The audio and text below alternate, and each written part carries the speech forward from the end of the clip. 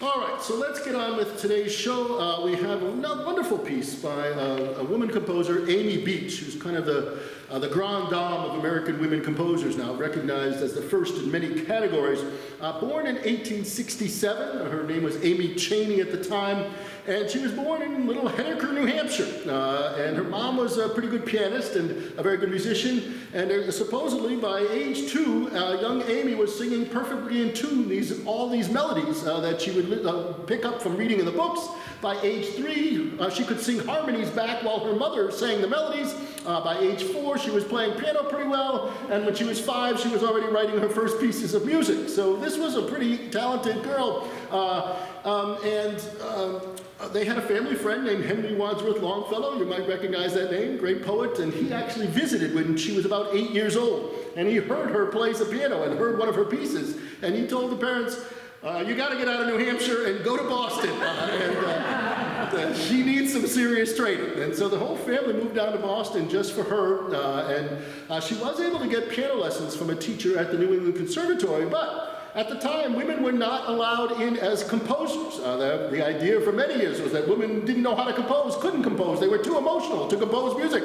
So she was sort of shut out from getting any composition lessons. So the way she learned was basically to study the scores of all the great composers. And she went through Beethoven and Brahms and everybody and just took notes and saw how they did it. She even translated treaties from French on how to do things into English so she could do all this stuff. I mean, a remarkable talent. When she was 18, she ended up soloing with the Boston Symphony Orchestra, and it was, by all accounts, an amazing performance. She was playing the Mendelssohn Piano Concerto, a very fast, difficult piece, and I think the conductor decided he would sort of take a slower tempo to help her out, and she said, I didn't realize that he was trying to spare me, but I did know that the tempo was dragging, so I had to swing the orchestra into the correct time. So this was no wallflower of a girl. She really knew what she wanted, and I'm sure she had a big career as a pianist in front of her. But it all changed when she was also 18. She ended up marrying a much older man, Dr. Henry Harris Aubrey Beach. And so all through her life when she wrote music, she was known as Mrs. H.H.A. Beach, and still you'll find that on most of her music. He was a surgeon at the Mass General Hospital, very wealthy guy, I think 25 years older than she was. Of course, at the time, there was this whole cult of domesticity, and certainly if you're from a certain class, like they were, they lived on Commonwealth Avenue, the idea that a woman wasn't making any money was just not possible. So he said, you can't go off and go on tours and make money, but you may be able to do one benefit concert a year, and you certainly can't teach music, that's beneath you.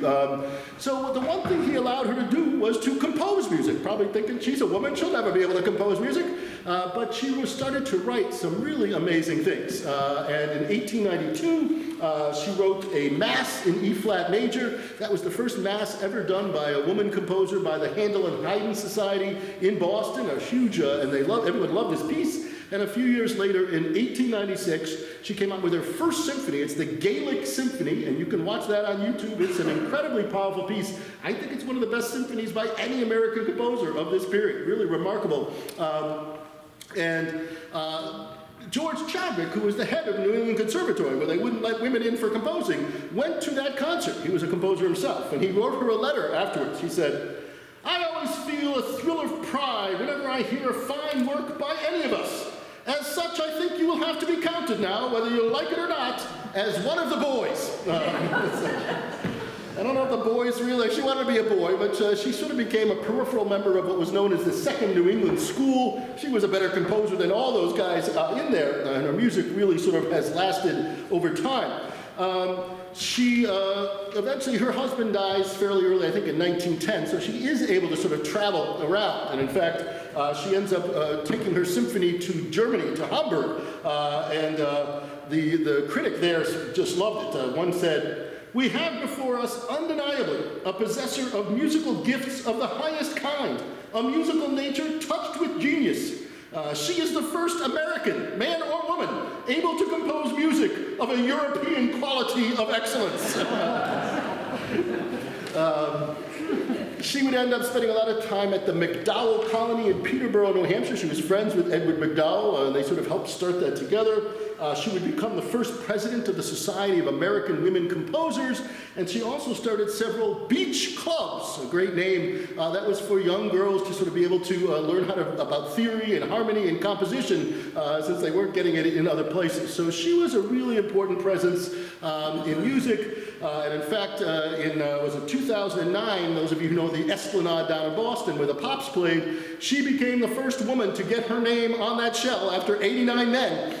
And I hope there's other ones since then, but I don't know. But she's up there. And in fact, in 2017, the mayor of the city of Boston pronounced her birthday to be Amy Beach Day in Boston. So it's starting to come together, but it took way too long. This is a piece she wrote in about 1901. And it's a fascinating piece because it's sort of she loved being out in nature. In fact, there are pieces that she wrote based upon different bird calls that she would listen to and then write down. This piece, I think, takes a place over a full day of listening, of being one with sort of the spirits in the night and nature. The first piece is called The Brownies, and it's not about the food. I don't think they had brownies back then, I'm not sure. But I looked it up, I didn't know, and brownies is actually an old English folklore. They're kind of little elves, but they're especially known for coming out at night and cleaning your house. I need to get some of these brownies.